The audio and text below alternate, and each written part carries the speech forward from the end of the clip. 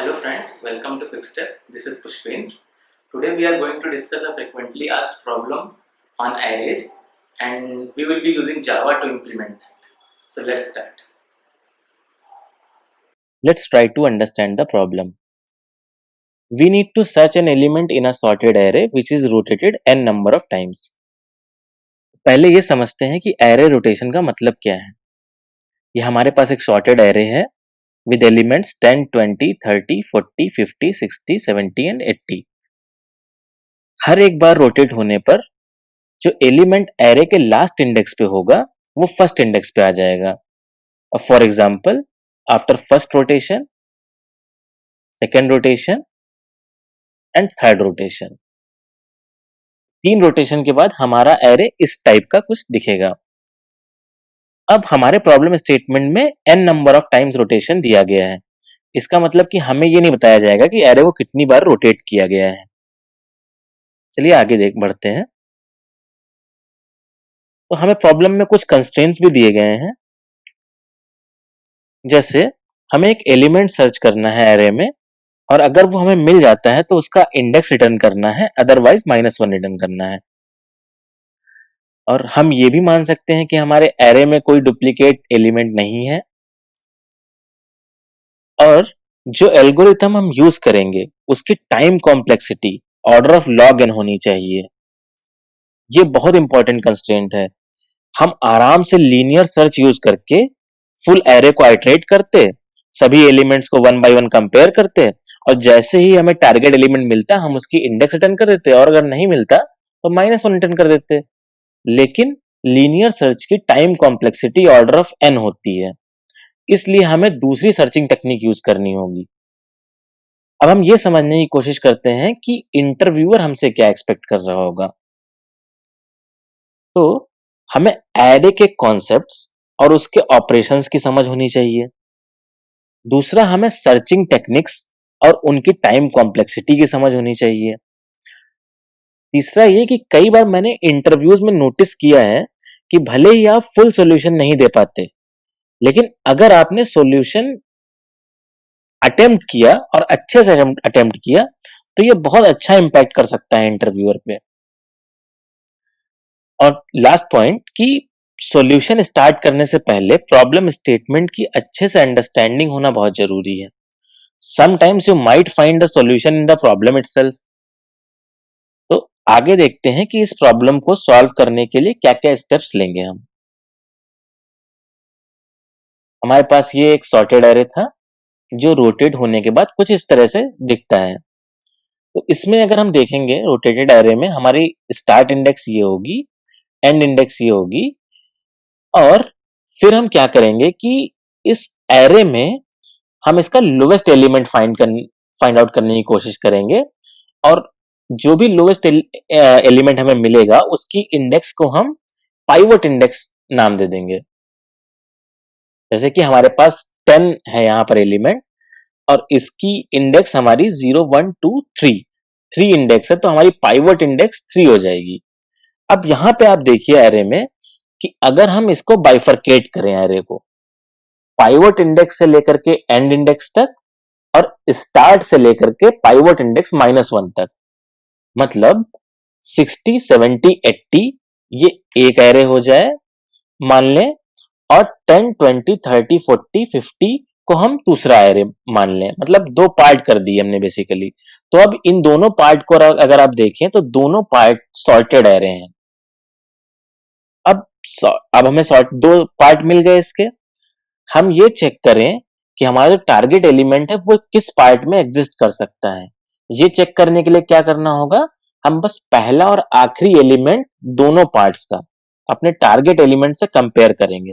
मतलब जो पहला एलिमेंट होगा हमारा टारगेट एलिमेंट उससे बड़ा या बराबर होना चाहिए, और जो लास्ट एलिमेंट हो हमारा टारगेट एलिमेंट उस लास्ट वाले से छोटा या बराबर होना चाहिए, तब तो उस पार्ट में एग्जिस्ट कर सकता है.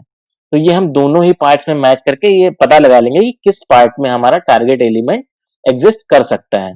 उसके बाद हम बाइनरी सर्च यूज करेंगे. बाइनरी सर्च यहाँ पे क्यों यूज कर रहे हैं हम, क्योंकि हमें ये पता है कि बाइनरी सर्च की जो टाइम कॉम्प्लेक्सिटी होती है वो ऑर्डर ऑफ log n होती है. तो इसलिए हम एरे के उस पार्ट पे जिस पे हमारा एलिमेंट एग्जिस्ट कर सकता है वहां पे हम बाइनरी सर्च यूज करके अपने एलिमेंट को सर्च करेंगे और जो भी इंडेक्स आएगी उसे रिटर्न कर देंगे, और अगर नहीं मिलता है तो -1 रिटर्न कर देंगे। तो ये हमारी एल्गो हो गई। अब हम इसको इंप्लीमेंट कैसे करेंगे वो आगे देखते हैं। This is our API search in rotated array. दो आर्गुमेंट्स हैं, पहला एरे और दूसरा टारगेट एलिमेंट जो हमें एरे में सर्च करना है। तो हम स्टार्ट करेंगे सबसे पहले एरे वैलिडेशंस के साथ। एरे अगर हमारा नल है या उसकी लेंथ 0 है तो हम यहाँ से डायरेक्टली -1 रिटर्न कर देंगे। फिर हम चेक करेंगे कि अगर एरे में एक ही एलिमेंट है तो उसे कंपेयर करेंगे हम टारगेट एलिमेंट से। अगर मैच करेगा तो 0th इंडेक्स रिटर्न कर देंगे, अदरवाइज -1। फिर हम ये चेक करेंगे कि हमारा एरे पहले से ही सॉर्टेड है। तो अगर एरे का जो फर्स्ट एलिमेंट है वो लास्ट एलिमेंट से छोटा है तो इट मीन्स कि हमारा एरे पहले से ही सॉर्टेड है। हम फुल एरे पे बाइनरी सर्च यूज करके रिजल्टेंट इंडेक्स रिटर्न कर देंगे। फिर अगर कोई भी कंडीशन हमारी ट्रू नहीं होती है तो हम एरे के सबसे लोवेस्ट एलिमेंट की इंडेक्स निकालेंगे और उसे पाइवोट इंडेक्स में स्टोर करा लेंगे। फिर पाइवोट इंडेक्स से हम अपने एरे के दो पार्ट कर सकते हैं बाइफरकेट करके, और हम ये चेक करेंगे कि हमारा टारगेट एलिमेंट जो है वो किस पार्ट में एग्जिस्ट करता है यूजिंग दिस कंडीशन। कंडीशन क्या होगी? एरे का फर्स्ट पार्ट के फर्स्ट इंडेक्स से हमारा टारगेट बराबर या बड़ा होना चाहिए और लास्ट इंडेक्स से छोटा या बराबर होना चाहिए। तो जिस भी पार्ट में हम ये कंडीशन ट्रू हो जाएगी हम उस पार्ट पे बाइनरी सर्च यूज करके रिजल्टेंट इंडेक्स को रिटर्न कर देंगे। तो ये हमारी एपीआई पार्ट हो गया। इसके बाद हमें इसे डिबग करके देखते हैं। तो हमारा ये मेन मेथड मैंने लिखा है एक, ये क्या करेगा? सबसे पहले तो हमसे स्कैनर इनपुट लेगा। Basically enter the number of elements, total number of elements हमें एंटर करने होंगे। उसके बाद एक एक करके हमें सारे एलिमेंट्स देने होंगे जो एरे एरे के एलिमेंट्स होंगे। फिर हम ये एंटर करेंगे कि हमें कौन सा एलिमेंट फाइंड आउट करना है। उसके बाद हम यहाँ पे अपनी एपीआई कॉल कर रहे हैं। तो सबसे पहले हम यहाँ पे एक डिबगर पॉइंट लगा देते हैं, फिर हम डिबगर स्टार्ट करते हैं। ये पूछ रहा है कि टोटल नंबर ऑफ एलिमेंट्स कितने हैं। लेट्स से 8 एलिमेंट्स हैं। फिर हमें सभी एलिमेंट्स एंटर करने होंगे 60, 70, 80, 10, 20, 30, 40, 50.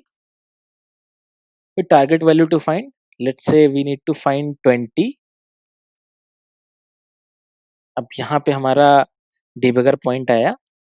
फिर हम इसके इस मेथड में जाएंगे तो यहाँ पे स्टेप इनटू का ऑप्शन होता है, स्टेप इनटू करेंगे। फर्स्ट कंडीशन है कि अगर हमारा एरे नल है या लेंथ 0 है, तो ऐसा नहीं है। आगे बढ़ते हैं, स्टेप ओवर करेंगे। फिर ये चेक करेगा कि एरे की लेंथ 1 है, तो ऐसा भी नहीं है हमारे इनपुट में। आगे बढ़ेगा, यहाँ पे इसने लास्ट इंडेक्स स्टोर करा ली। फिर ये चेक करेगा कि हमारा एरे पहले से ही फुली सॉर्टेड है, तो ऐसा भी केस हमारे साथ नहीं है। फिर हम स्टेप ओवर करेंगे। यहाँ पे ये सबसे एरे के सबसे लोवेस्ट एलिमेंट के इंडेक्स निकालने जाएगा, तो हम इसमें स्टेप इनटू करते हैं। ये कुछ प्री कंडीशंस है। इसमें सबसे पहले चेक करेगा अगर हमारा एंड स्टार्ट से लेस है तो रिटर्न कर देगा -1।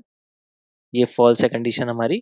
अगर एंड और स्टार्ट बराबर है तो यहाँ से स्टार्ट इंडेक्स रिटर्न कर देगा, ये भी फॉल्स है। यहाँ पे ये मिड निकाल रहा है स्टार्ट और एंड का यूज, इंडेक्स का यूज करके। तो क्योंकि हम यहाँ पे बाइनरी सर्च यूज कर रहे हैं तो बाइनरी सर्च में हर बार हम मिड निकाल के ही एलिमेंट को सर्च करते हैं।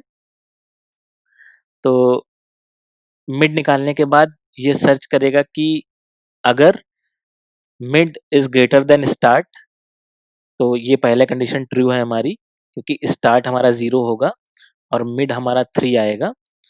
उसके बाद ये चेक करेगा कि हमारे मिड में जो वैल्यू है वो मिड -1 इंडेक्स पे जो वैल्यू है उससे लोअर है या नहीं है। तो हमारी कंडीशन ट्रू हो जाएगी, क्योंकि मिड पे हमारे पास 10 है और मिड -1 पे हमारा 80 है। तो ये कंडीशन भी ट्रू हो जाएगी, यहाँ से मिड इंडेक्स रिटर्न हो जाएगी, मिड हमारी 3 है, तो हमें 3 एज अ पाइवट इंडेक्स मिल जाएगा। स्टेप ओवर करते हैं हम यहाँ से, इसके बाद हमारा यहाँ पे फ्लो आ गया। अब पाइवट इंडेक्स में जब हम नेक्स्ट करेंगे तो पाइवट इंडेक्स में 3 वैल्यू आ जाएगी। हमें चेक करना है तो यहाँ पे देख सकते हैं हमारा जो इनपुट था 60, 70, 80 यानी 0, 1, 2 और 3, 10 की 3 इंडेक्स थी, तो हमें करेक्ट इंडेक्स, हमें पाइवट इंडेक्स मिल गई। उसके बाद हम चेक करेंगे कि हमारे किस पार्ट में हमारा टारगेट एलिमेंट एग्जिस्ट करता है। तो एरे के 2 पार्ट हो जाएंगे पाइवट इंडेक्स से। पहला पार्ट होगा 60, 70 और 80, दूसरा पार्ट होगा 10, 20, 30, 40, 50। तो हमारा जो टारगेट एलिमेंट है वो 20 है, तो वो सेकंड पार्ट में एग्जिस्ट करेगा। जो पहली कंडीशन है वो हमारे फर्स्ट पार्ट के लिए है, जो फॉल्स हो जाएगी, क्योंकि फर्स्ट पार्ट का जो पहला एलिमेंट है 60, टारगेट एलिमेंट उससे बड़ा या बराबर होना चाहिए, जो कि फॉल्स कंडीशन है। जब हम स्टेप ओवर करेंगे तो इसमें ना जा करके नेक्स्ट कंडीशन चेक करेगा, और नेक्स्ट कंडीशन सेटिस्फाई हो जाएगी तो ये इसके अंदर जाएगा एल्स में। यहाँ से ये बाइनरी सर्च यूज करेगा। बाइनरी सर्च में जो हमारी स्टार्ट इंडेक्स होगी वो पाइवट इंडेक्स होगी, और एंड इंडेक्स तक सर्च करेगा। तो यहाँ से हमें एलिमेंट हमारा मिल जाएगा 20, सर्च हो जाएगा। तो जो हमारी स्टेप ओवर करेंगे तो जो हमारी रिजल्टेंट इंडेक्स आई वो आई 4। हम चेक कर लेते हैं यहाँ से 0, 1, 2, 3 और 4 हमें करेक्ट रिटर्न हो गई इंडेक्स। अब इसको हम और स्टेप ओवर करेंगे तो यहाँ पे प्रिंट कराया हुआ है मैंने कि we have found the element in the array at index 4। इसे रिज्यूम कर देते हैं। यहाँ पे मैंने बाइनरी सर्च को ज़्यादा एक्सप्लेन नहीं किया है, तो अगर आप बाइनरी सर्च का एक्सप्लेनेशन चाहते हैं तो इस वीडियो के कमेंट बॉक्स में कमेंट करिए, मैं उसके लिए एक सेपरेट वीडियो बना दूंगा। So that's all from this problems point of view. Thank you for watching the video.